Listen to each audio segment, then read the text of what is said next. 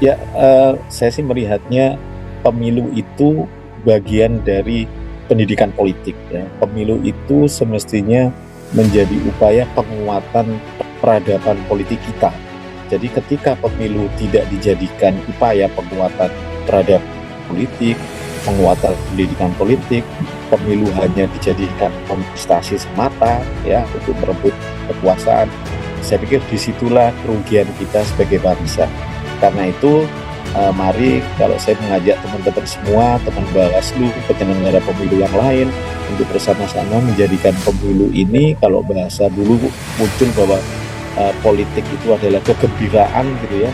Ya marilah kita jadikan pemilu ini sebagai upaya kita memperkuat persatuan. Jadi pemilu itu bukan sesuatu yang memilukan, tapi pemilu itu yang mempersatukan.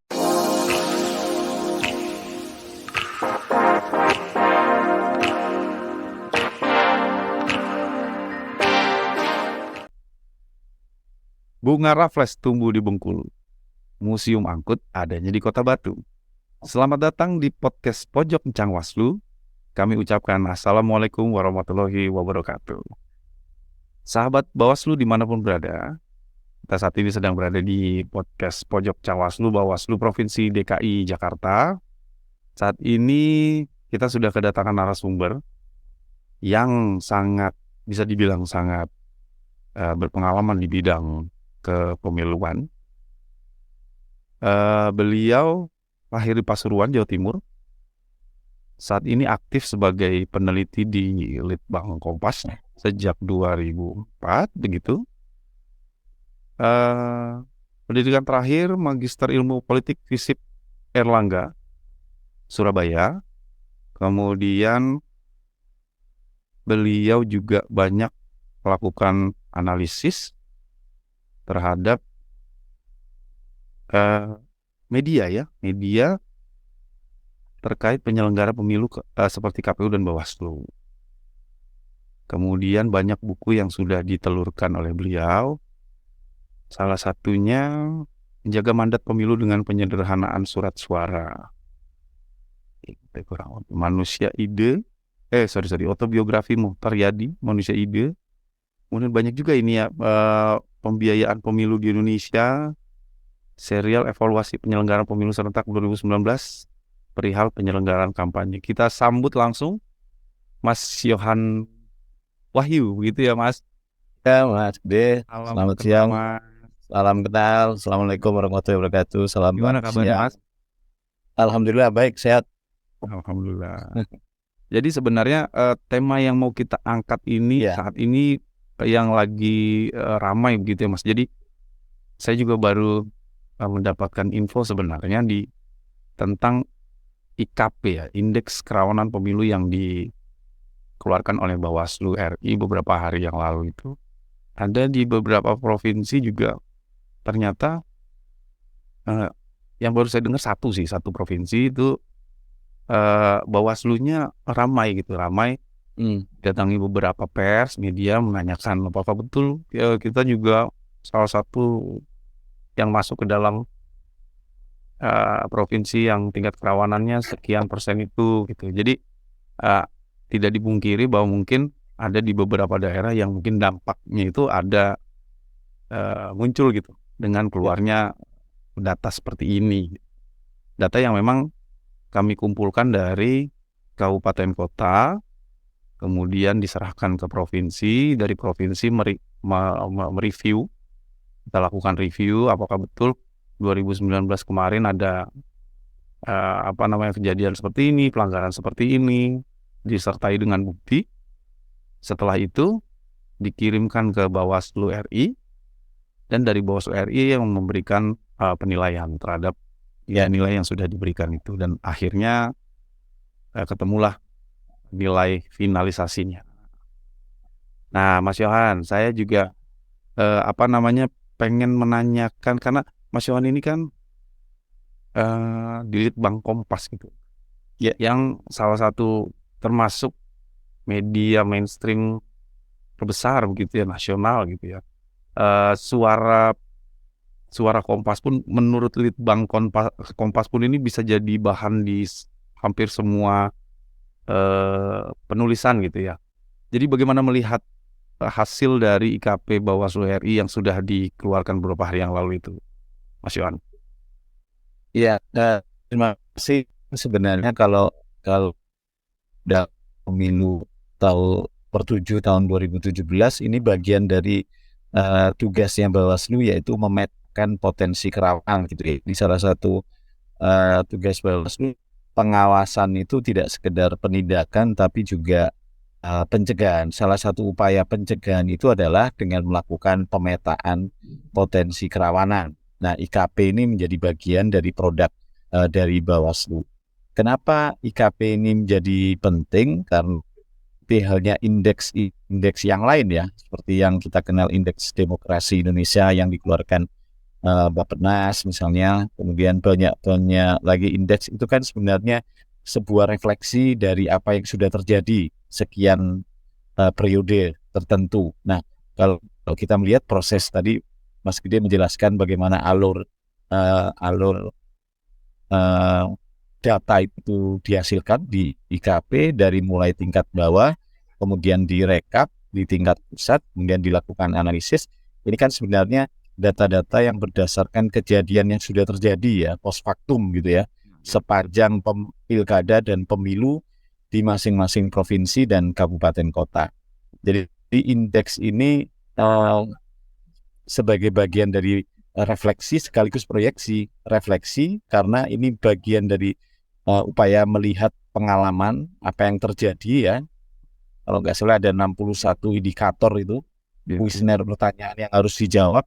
Itu kan data post factum, data yang sudah pernah terjadi gitu ya. Betul. Itu yang kemudian diolah, dianalisis, kemudian menjadi sebuah indeks potensi kerawanan. Kenapa ini indeks ini saya pikir Bawaslu dalam publikasinya kemarin menyebutkan memang tidak ada daerah yang tidak rawan ya. Dalam kacamata indeks IKP ini semua rawan ya, tidak ada yang tidak rawan. Tapi derajat kerawanan itulah yang sebenarnya indeks ini tujuannya untuk mengukur derajatnya, apakah rendah, sedang, atau tinggi gitu. Nah, 3 kategori itulah yang sebenarnya untuk early warning system bagi teman-teman Bawaslu untuk menemukan dan merumuskan upaya apa, program apa yang mesti dilakukan sebagai bagian dari pencegahan potensi kerawanan tadi. Jadi sebenarnya indeks ini satu sisi memang refleksi, tapi di sisi yang lain juga proyeksi. Proyeksinya apa? Yaitu bagaimana kemudian Bawaslu mencari formula yang tepat dan pas untuk melakukan program-program pencegahan setelah mereka paham dan tahu positioning wilayahnya itu berada di derajat kerawanan yang mana. Jadi kalau memang rendah, sedang, dan tinggi, mungkin di sanalah disesuaikan dengan program-program yang pas, yang cocok untuk dilakukan upaya-upaya pencegahan.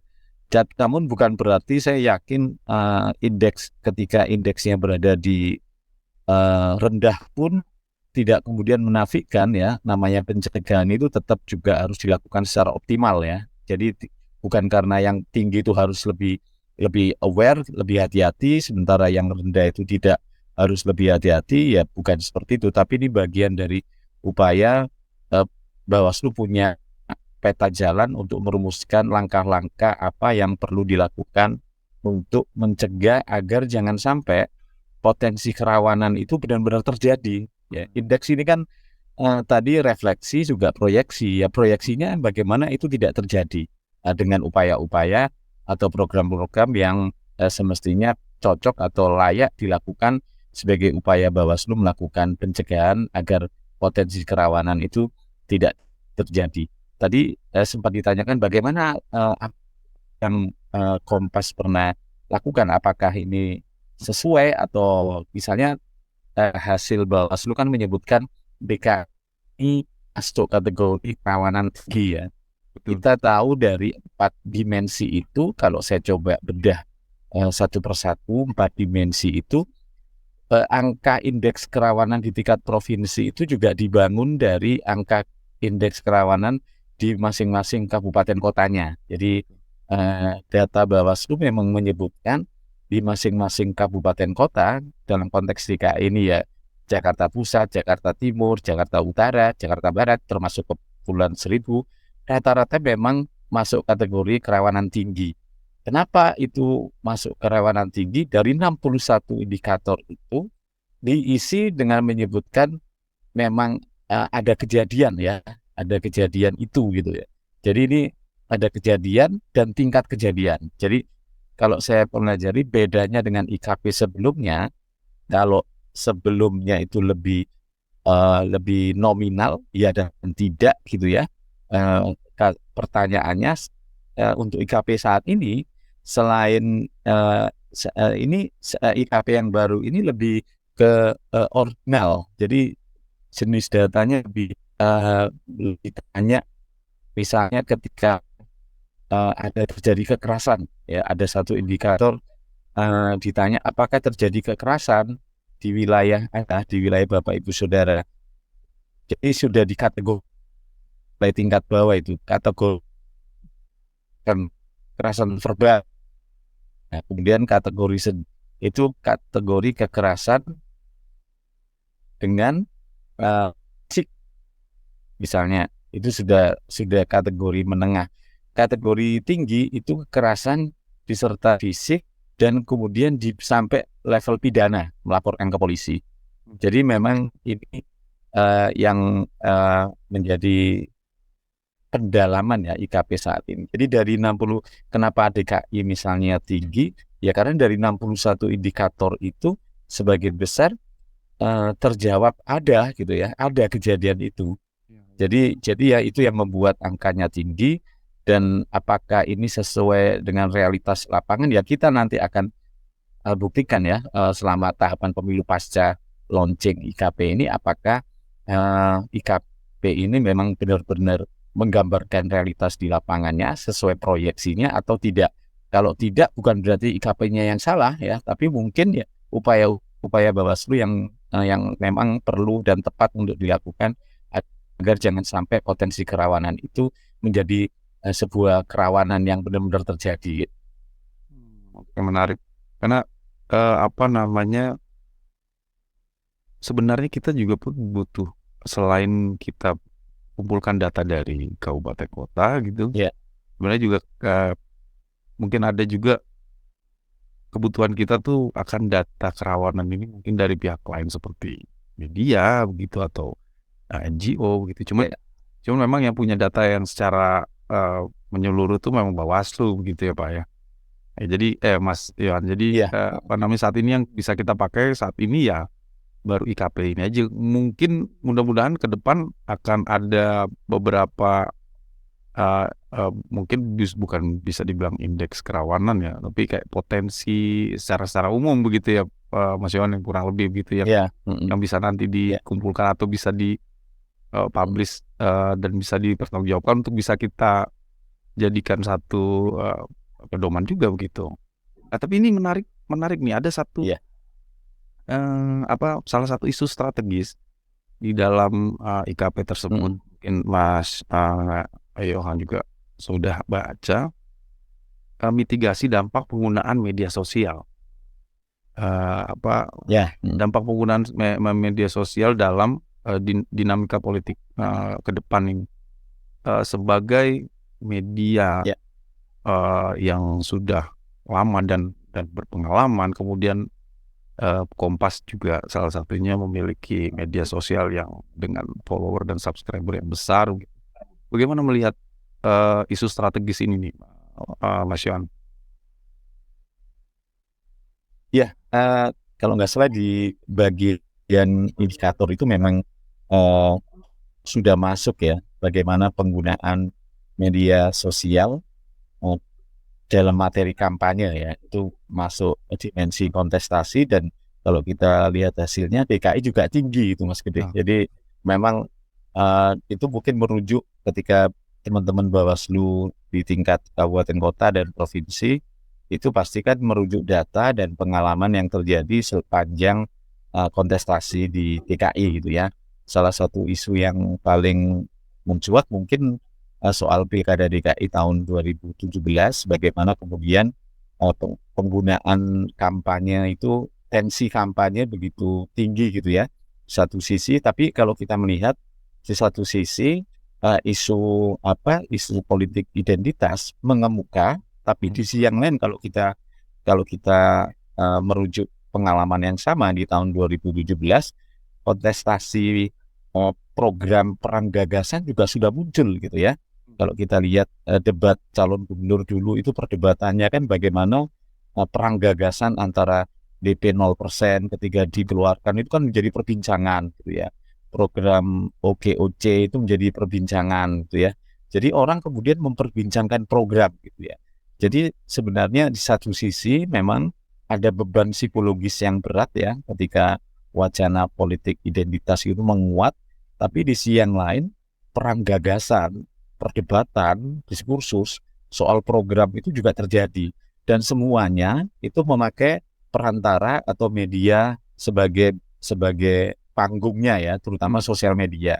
Nah, itu yang saya sih melihatnya kenapa kalau dikaitkan dengan IKP Provinsi DKI yang tinggi, salah satunya di dimensi kontestasi itu menyumbang cukup besar ya, sehingga desain IKP khusus DKI itu tinggi gitu ya. Selain penyelenggaraan pemilu, juga kontestasi, dua dimensi ini yang sebenarnya relatif cukup tinggi.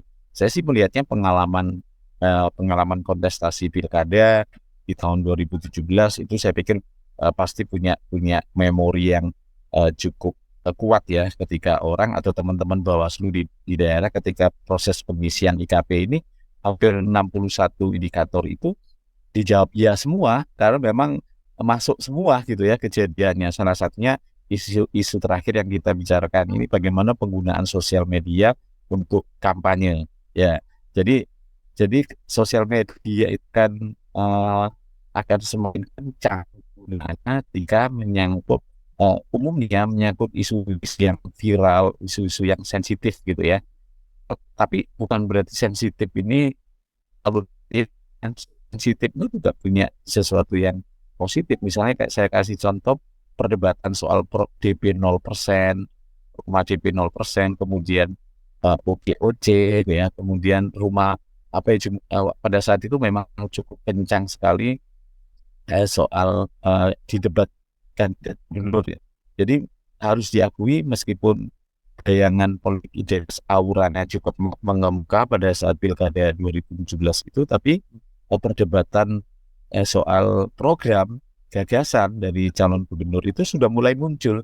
Nah, inilah yang sebenarnya yang positif ini yang semestinya dikasih panggung lebih besar gitu ya, terutama kalau nanti di pemilu 2024 misalnya di DKI bisa jadi gagasan nih bagi calon-calon, terutama misalnya calon legislatif di DKI maupun calon presiden, untuk menjadikan sosial media itu sebagai tempat atau panggung untuk mensosialisasikan gagasannya, sekaligus juga untuk mengadu dengan gagasan calon yang lain. Itu kan ketika perang gagasan itu pada akhirnya kita sebagai pemilih itu satu pasti belajar ya pro kontra dari gagasan itu.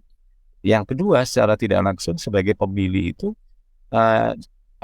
dipicu untuk kemudian rasa penasaran untuk ingin tahu yang duduk soalnya seperti apa dari gagasan itu. Semakin banyak gagasan yang kemudian dipertandingkan, semakin banyak diskusi yang kemudian muncul di ruang publik, apalagi melalui sosial media, pemilih kan pada akhirnya juga dipaksa untuk kemudian lebih rasional gitu ya, dipaksa untuk kemudian untuk menentukan pilihannya itu dengan pertimbangan rasional untuk rugi. Kalau saya pilih A, programnya ini. Kalau saya pilih B, programnya ini. Program mana yang sesuai dengan kebutuhan saya nantinya selama 5 tahun ke depan. Jadi akhirnya perbincangannya ke arah sana. Gitu Mas. Iya, jadi tapi kadang gitu juga ya Mas Yohan. Bagi media gitu lebih senang memblow up yang dari sisi negatifnya gitu. Kalau soal positif ada, saya yakin juga pasti ada gitu. Setiap calon punya program-program yang memang baik gitu. Tapi lagi-lagi ini mitigasi. Makanya ini salah satu jadi tugas kami juga gitu untuk memitigasi media sosial yang sebenarnya kalau media cetak mungkin kita masih bisa apa ya, sowan lah gitu ya, masih bisa kita Ya. bekerja sama. Nah ini media sosial ini sepertinya skopnya sangat Belantara gitu ya. gitu ya. Dia sangat luas, cepat, dan kadang susah untuk di tracing begitu, entah dari mana ini asalnya, dari mana. Itu jadi iya mungkin kembali lagi ke Mas Yohan tadi statementnya bahwa isu ini sensitif, tapi bagaimana caranya kita bisa bawa ini ke ranah yang positif begitu ya. Kemudian ada apa kalau misalnya Litbang Kompas ini kira-kira apakah kedepannya akan buat hal yang sama gitu, Mas Yohan, atau kata lain dari indeks kerawanan pemilu versi Ya. Kompas atau gitu. Kira-kira apakah ada begitu, Mas Yohan, kira-kira? Kalau melakukan hal yang sama seperti Bawaslu tentu tidak ada ke arah sana ya. Tentu itu Bawaslu sudah, saya pikir sudah relatif komprehensif ketika membangun indeks gitu ya. Mungkin yang kita lakukan lebih ke metodologinya berbeda. Kalau Bawaslu bikin indeks gitu, kita mungkin lebih ke survei persepsi saja, Mas Gede. Jadi terakhir kita melakukan survei persepsi khusus DKI misalnya itu di bulan Agustus kemarin. Jadi bulan Agustus itu memang temanya lebih ke kepuasan kepada pemerintah daerah, kemudian soal transportasi, hal-hal yang terkait kebutuhan atau dinamika sosial ekonomi di Jakarta. Tapi ada juga beberapa pertanyaan yang menyangkut soal pemilu dan soal mungkin soal memori Pilkada 2017 ya. Kita juga ingin uji apakah benar sih politik identitas itu begitu kuat, khususnya di DKI gitu ya, setelah pengalaman Pilkada 2017 itu sebenarnya kalau dari hasil survei itu bahkan sebenarnya tidak cukup kuat gitu ya, bahkan melemah. Misalnya ada sejumlah pertanyaan, apakah Anda cenderung memilih karena kesamaan agama atau karena programnya. Itu hampir semua itu lebih memilih karena programnya tanpa peduli dengan agamanya siapa gitu ya. Kemudian apakah Anda lebih menghormati perbedaan pendapat, apakah Anda lebih menghormati perbedaan pilihan politik? Itu jawabannya menghormati. Jadi sebenarnya kekhawatiran kita terhadap polarisasi politik yang nanti akan melahirkan kerawanan bahkan kemudian kekacauan sebenarnya tidak, kalau dari survei itu secara tersirat bisa digambarkan kekhawatiran kita itu mungkin tidak akan terjadi gitu ya. Kalau polarisasi politik terjadi nggak masalah, namanya saja misalnya capres nanti cuma 2 pasangan calon, otomatis kan terpolarisasi antara A dan B gitu ya. Tapi bagaimana kemudian polarisasi itu tidak disertai diikuti dengan kebencian gitu ya, karena pilihan politik berbeda. Jadi sebenarnya yang musuh kita bersama ini antagonisme politik sebenarnya, kebencian politik gitu ya. Iya, kebencian terhadap pilihan yang berbeda, kebencian terhadap orang yang berbeda dengan pilihan politik. Jadi itu yang sebenarnya nggak perlu dibenci. Pilihan politik berbeda itu kan wajar saja gitu loh ya. Jadi nggak usah baper gitu, nggak usah sampai kemudian dibawa terus menerus. Apalagi pemilu pilkada ini kan rutinitas tiap 5 tahunan ya, sebagai bagian dari sirkulasi kepemimpinan, sirkulasi elit. Jadi semestinya kita menjadikan aktivitas pemilu pilkada yang 5 tahunan ini sebagai aktivitas biasa saja, nggak perlu terlalu berlebihan, bahkan kemudian sampai mengoyak persaudaraan, mengoyak kohesi sosial. Saya pikir itu kami sebagai di media, teman-teman Bawaslu kalau sama-sama mengarahkan ke sana itu akan lebih baik ya. Kita sama-sama kemudian menduduk soalkan dan menguatkan kesadaran pemilih kita bahwa pemilu itu hal yang reguler saja, tiap 5 tahun pasti ada pemilu gitu loh ya. Jadi nggak perlu habis-habisan kita kemudian sampai mengoyak persaudaraan, mengoyak kohesi sosial hanya karena pilihan politik yang berbeda. Nah, survei kami itu melihat sebenarnya masyarakat ini sudah paham gitu ya, secara normatif mereka menyadari bahwa pilihan berbeda itu sesuatu yang wajar gitu ya. Iya. Pilihan politik yang berbeda dengan pilihan yang lain itu nggak perlu sampai kemudian mengoyak persaudaraan. Dan yang ketiga, bahwa program itu menjadi acuan dan program itu menjadi ukuran ketika mereka akan menentukan pilihan. Jadi karena pemilih di DKI relatif secara pendidikan relatif secara umum menengah ke atas gitu ya, Iya. saya pikir ini juga menjadi pendidikan politik yang baik. Jadi jangan lupa juga pemilu itu juga bagian dari pendidikan politik ya.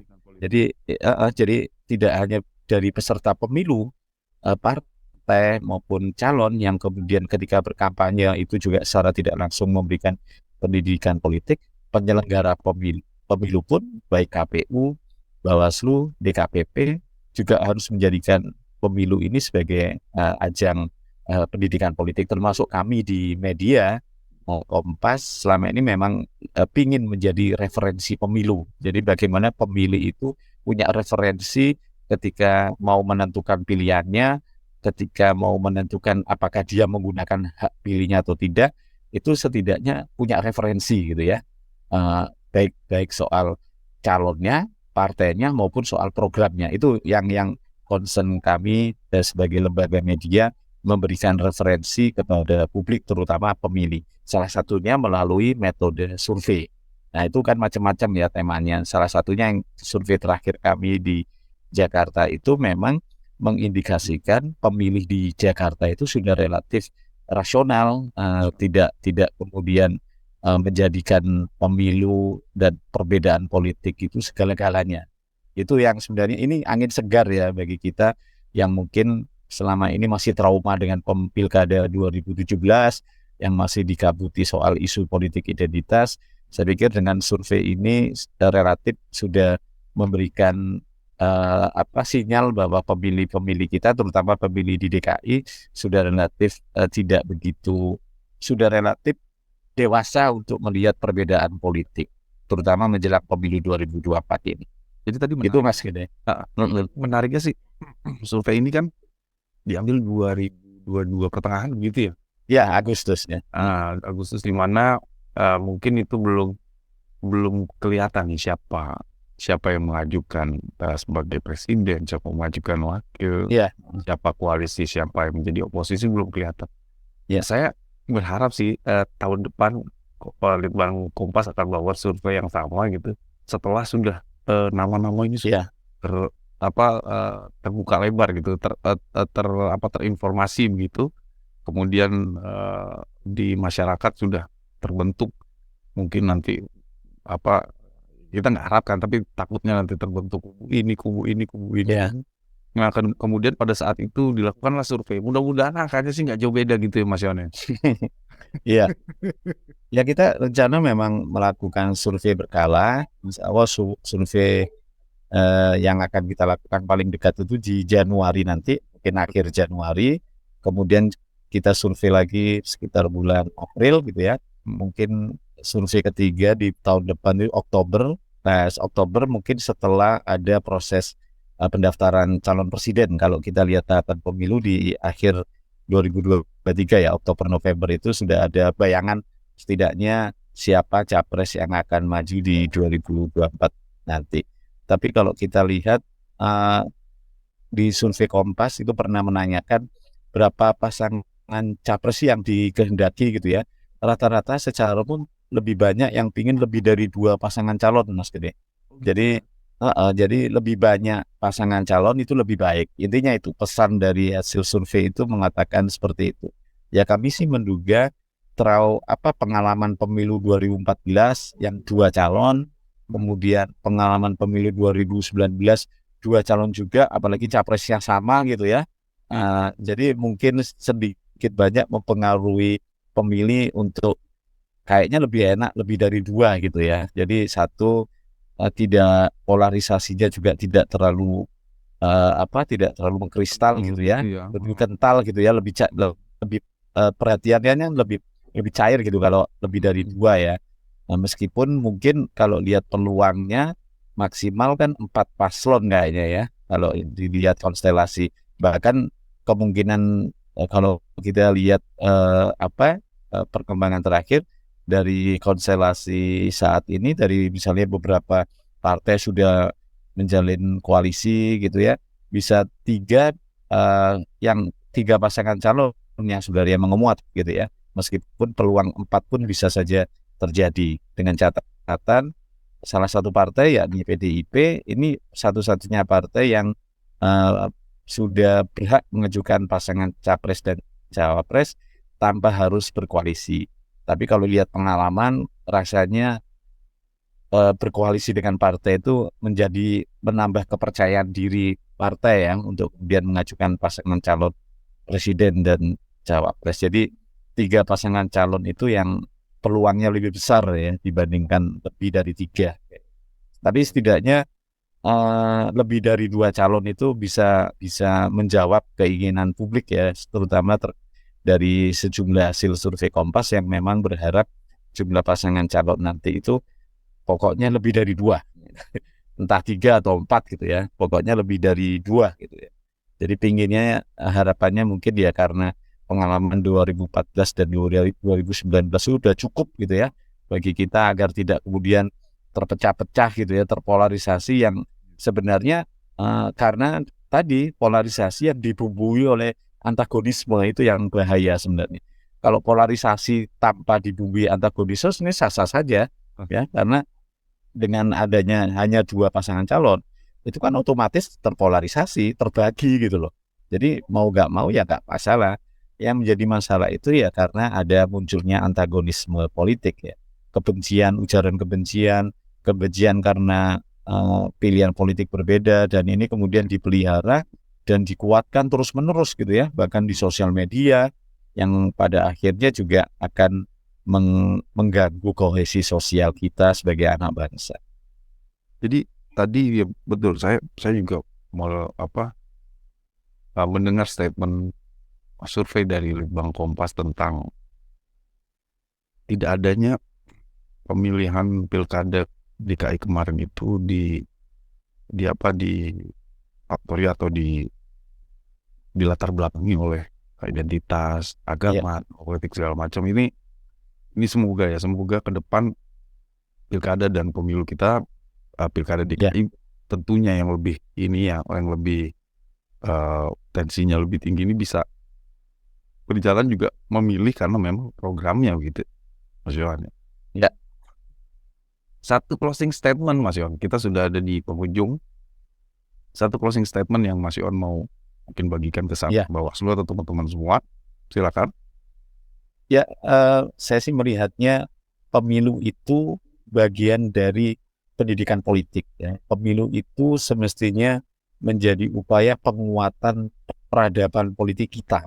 Jadi ketika pemilu tidak dijadikan upaya penguatan peradaban politik, penguatan pendidikan politik, pemilu hanya dijadikan kontestasi semata ya untuk merebut kekuasaan, saya pikir disitulah kerugian kita sebagai bangsa.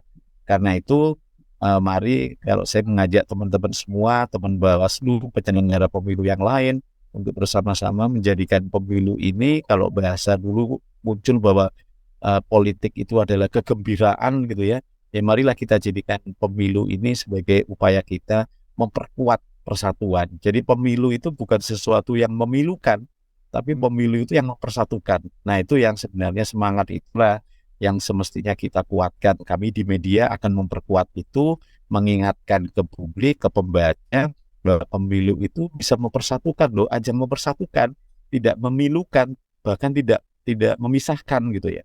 Apalagi teman-teman peserta pemilu, baik partai, calon bupati, calon kepala daerah maupun calon presiden, harus menjadikan pemilu ini sebagai ajang untuk mempersatukan, harus menjadikan pemilu ini sebagai ajang pendidikan politik, dan pada akhirnya juga memperkuat peradaban politik kita sebagai bangsa Indonesia. Jadi apalagi pemilu ini kan aktivitas yang reguler tiap 5 tahun gitu loh ya. Jadi jangan dihabisin semua energi, semua sosial kapital kita sebagai bangsa habis-habisan hanya untuk merebut sebuah kemenangan yang notabene kemenangan itu cuma berlaku 5 tahun gitu Mas. Jadi sesuatu yang besar itu jangan dikorbankan hanya untuk sesuatu yang temporal gitu ya. Kekuasaan itu kan dibatasi 5 tahun, setiap 5 tahun berganti gitu ya. Saya pikir itu yang semestinya diperkuat.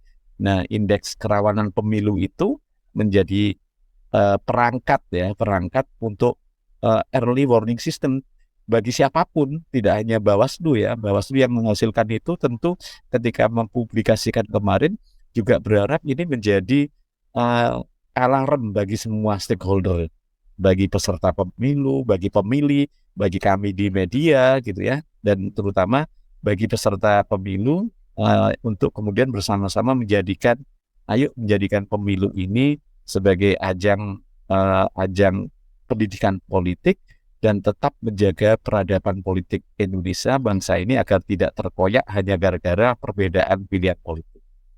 Itu saja Mas Gede. Oke, baik. Menarik. Terima kasih sekali Mas Yohan Wahyu atas waktunya, ilmunya, kemudian insight-nya yang positif bagi kami semua. Terima kasih juga untuk sahabat Bawaslu dimanapun berada yang sudah ikut menyaksikan dialog kita yang hangat ini. Semoga bermanfaat. Semoga apa yang kita bicarakan, apa yang kita harapkan ke depan bisa terjadi begitu ya. Apa yang kita harapkan secara positif bisa terjadi ya ke depannya nanti. Oke, terima kasih. Kami minta maaf atas apabila ada kesalahan baik dalam ucapan, kata maupun perbuatan.